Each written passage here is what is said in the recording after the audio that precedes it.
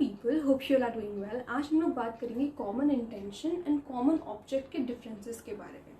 इन दोनों के बीच का डिफरेंस काफ़ी ज़्यादा कंफ्यूजिंग लग सकता है और ये दोनों टर्म्स आप लोगों को सेम लग सकते हैं कि दोनों टर्म्स का मीनिंग एक जैसा होता है, लेकिन ऐसा बिल्कुल नहीं है। Common intention is totally a different thing and common object is a different thing.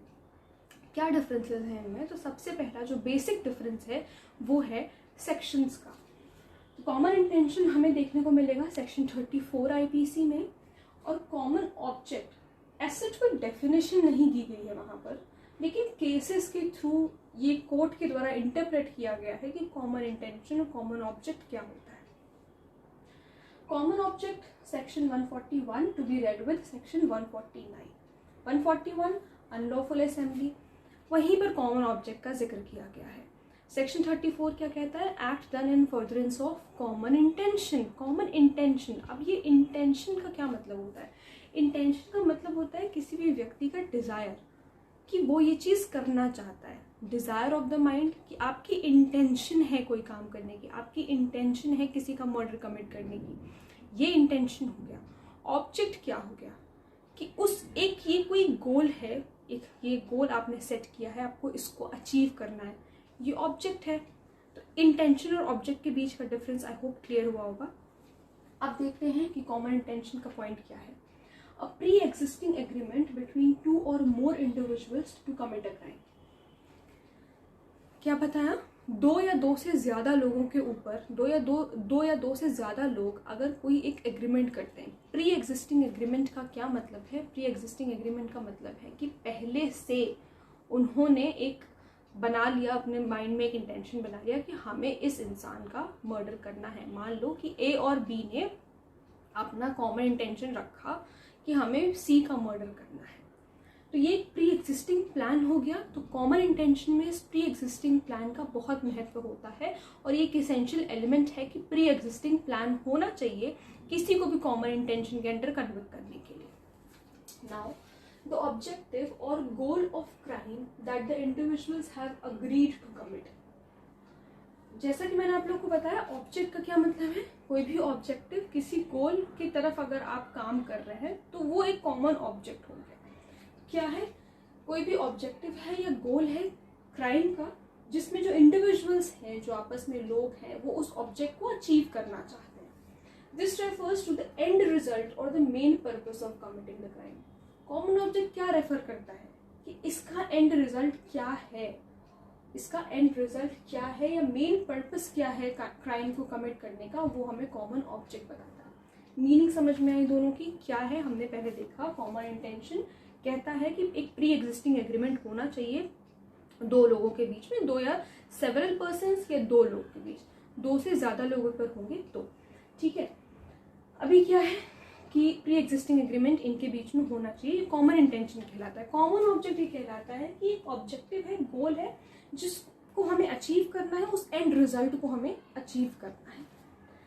अब इसमें लोग कितने चाहिए? सेवरल पर्सन्स का मतलब है दो या दो से ज्यादा लोग हो सकते हैं कॉमन इंटेंशन के लिए, लेकिन कॉमन ऑब्जेक्ट के लिए 5 या 5 से ज्यादा लोग। जैसे कोई अनलॉफुल असेंबली अगर है सेक्शन 141, वहाँ पर हम लोगों ने एसेंशियल एलिमेंट्स उसके पढ़े हैं कि 5 या 5 से ज़्यादा लोग होने चाहिए, उनका कोई एक कॉमन ऑब्जेक्टिव अगर है तो हम कहेंगे कि वो कॉमन ऑब्जेक्टिव में एक काम कर रहे थे।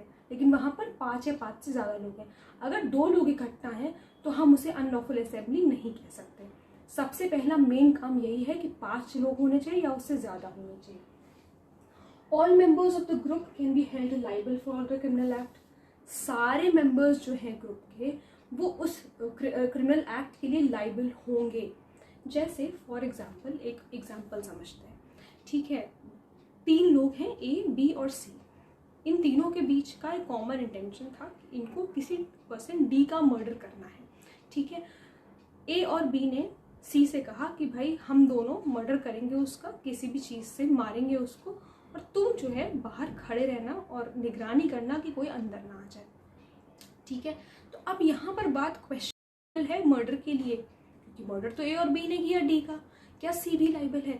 तो कोर्ट कहती है कि सी भी लाइबल होगा, क्योंकि उसने ये जो काम किया है ये उसका कॉमन इंटेंशन में किया गया, section 134 act done in furtherance of common intention. इनका एक्ट क्या था, इनको मर्डर करना था, ठीक है, कॉमन इंटेंशन था कि मर्डर होना है, तो तीनों लोगों ने वो काम किया, यही माना जाएगा, तो उसको भी मर्डर की ही सजा मिलेगी। किसको, सी को भी मर्डर की ही सजा मिलेगी। वही इसमें बताया है कि जितने मेंबर्स उस ग्रुप में एक्ट कर रहे हैं वो सारे ही मेंबर्स लाइबल होंगे। Now only certain members of the group can be held liable if the common objective proof. कुछ सर्टेन मेंबर्स अगर हैं तो वो ही लाइबल होंगे। पूरा देखो ये एक डिस्क्रिशनरी पावर के ऊपर डिपेंड करता है, कितना ग्रीवियस ऑफेंस है उस पर डिपेंड करता है कि किसको सजा दी जाएगी और किसको सजा नहीं दी जाएगी। तो यहाँ पर हम सिर्फ इतना ही जानते हैं कि सर्टेन मेंबर्स होते हैं ग्रुप के, सबको नहीं लाइबल होता है कॉमन ऑब्जेक्ट में, कुछ सर्टेन मेंबर्स होते हैं। इसको एक एग्जाम्पल से समझो कि मैं ऐसा क्यों कह रही हूँ। जैसे मान लो मिस्टर एक्स ने कहा कि वो एक पीसफुल प्रोटेस्ट कंडक्ट करेंगे कहीं पर, माइंड यू एक पीसफुल प्रोटेस्ट वो कंडक्ट करेंगे। उन्होंने अपने साथ कई सारे लोगों को जोड़ा, उनके साथ जो है मान लो कि 50 लोग जुड़ गए, ठीक है। अब उनके साथ 50 लोग जुड़ गए। अब उनमें से उन 50 में से 10 लोगों का कॉमन ऑब्जेक्ट ये था कि हम पीसफुल प्रोटेस्ट तो नहीं करेंगे, हमको राइट कमिट करना है, ठीक है, हमें दंगे फसाद करने हैं, हम पीसफुल प्रोटेस्ट नहीं करेंगे। तो अब क्या ये जो 10 लोगों के साथ साथ क्या मिस्टर एक्स को भी लाइबल ठहराया जाएगा? ऐसा नहीं है, क्योंकि उनका इंटेंशन नहीं था ऐसा कुछ करने का। उनका तो इंटेंशन था, उनका ऑब्जेक्ट क्या था कि उनको पीसफुल प्रोटेस्ट करना है। लेकिन ये जो 10 लोग हैं इनका कॉमन ऑब्जेक्ट क्या था कि इन्हें दंगे फसाद करवाने हैं। तो ये जो 10 लोग हैं सिर्फ ये लाइबल होंगे। इसीलिए कहा जाता है कॉमन ऑब्जेक्ट में कुछ सर्टेन मेंबर्स ही ग्रुप के, उनको लाइबल किया जा सकता है अगर कॉमन ऑब्जेक्ट प्रूव हो जाता है तो। अब कॉमन इंटेंशन में जॉइंट लाइबिलिटी होती है। अब ये पॉइंट कहाँ से आया, ये पॉइंट इसके ऊपर वाले पॉइंट से आया कि सारे मेंबर्स जब लाइबल होते हैं तो ऑब्वियसली जॉइंट लाइबिलिटी होती है। इसमें कंस्ट्रक्टिव लाइबिलिटी होती है। इसमें क्या है, एक्टिव पार्टिसिपेशन नेसेसरी है आपका। इसमें क्या है, एक्टिव पार्टिसिपेशन नेसेसरी है। अब मैं क्यों ऐसा कह रही हूँ, अभी थोड़ी देर पहले आप रिकॉल करो, मैंने आपको एक एग्जाम्पल दिया कि सी बाहर खड़ा था, निगरानी कर रहा था, बाकी उसके साथ और भी बाकी बाय स्टैंडर्ड्स खड़े थे। उनका कोई इंटेंशन नहीं था, उन्हें नहीं पता था अंदर डी का मर्डर चल रहा है, ठीक है, उन्हें नहीं पता था अंदर डी का मर्डर चल रहा है। तो क्या उनको लाइबल किया जाएगा जो बाकी बाय स्टैंडर्ड्स खड़े थे? ऑब्वियसली नहीं। एक्टिव पार्टिसिपेशन उनमें से किसका था, सिर्फ सी का था, क्योंकि वो निगरानी कर रहा था, तो सिर्फ उसे लाइबल किया जाएगा। इसी को एक्टिव पार्टिसिपेशन कहते हैं कि आप किसी तरीके से एक्टिवली आपने उसमें योगदान दिया है, कुछ भी आपने भले ही उसके ऊपर हाथ उठाया हो, मर्डर किया, कमिट किया हो, ना किया हो, लेकिन अगर आपने कोई भी ऐसा काम किया है in the furtherance of common intention, you will be held liable under section 34। यहाँ पर एक्टिव पार्टिसिपेशन नेसेसरी नहीं होता है, ठीक है। अब एक बहुत इंपॉर्टेंट केस है कॉमन इंटेंशन का, Barendra Kumar versus king emperor. मुझे लगता है कि शायद आप लोगों ने ये केस पढ़ा होगा, लेकिन अगर नहीं क्लियर है तो ये केस बहुत इंपॉर्टेंट है। इसे शंकरी टोला पोस्ट ऑफिस केस के नाम से भी जानते हैं, पोस्ट ऑफिस मर्डर केस के भी नाम से जानते हैं। अब इस केस में हुआ क्या था, इस केस में जैसा कि मैंने आप लोगों को एग्जाम्पल दिया अभी A B C D का, सेम वही चीज़ हुई थी, लेकिन यहाँ पर क्या था, पोस्ट ऑफिस में एक मर्डर कमिट हुआ पोस्टमैन का, ठीक है। अब वहाँ पर क्या हुआ, पोस्ट मास्टर का मर्डर वहाँ पर कमिट किया गया। वहाँ पर 2 लोग गए अंदर, सेवरल, क्या देखो केस में आपको मिलेगा सेवरल पर्सन्स लिखा होगा, ठीक है। सेवरल पर्सन्स की बात करी गई। बरेंद्र कुमार वो इंसान था जो कि गेट के बाहर खड़े होकर के निगरानी कर रहा था। उसने भी यही सेम क्वेश्चन कोर्ट में रेज किया कि मैंने तो उसको नहीं मारा, मैंने जो है पोस्ट मास्टर को नहीं मारा, मैं तो सिर्फ गेट के बाहर खड़े होकर के निगरानी कर रहा था।